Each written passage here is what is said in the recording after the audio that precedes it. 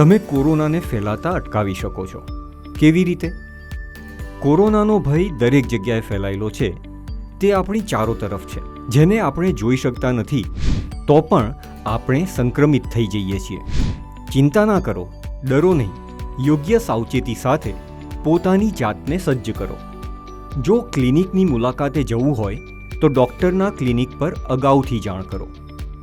જો તમને ખાંસી આવતી હોય, ઠંડી ચડતી હોય, તાવ આવ્યો હોય અથવા તો તમે પ્રવાસ કરીને આવ્યા હો તો આ બધી બાબતો છુપાવશો નહીં અને ડૉક્ટર, નર્સ અને રિસેપ્શનિસ્ટને પહેલેથી જણાવો. જો તમે એકલા પ્રવાસ ન કરી શકો એમ હોય તો માત્ર એક જ સંબંધીને સાથે લઈ જાઓ. માસ્ક પહેરો. જો છીંક આવે તો કોણીથી હાથ વાળીને મોં ઢાંકી દો.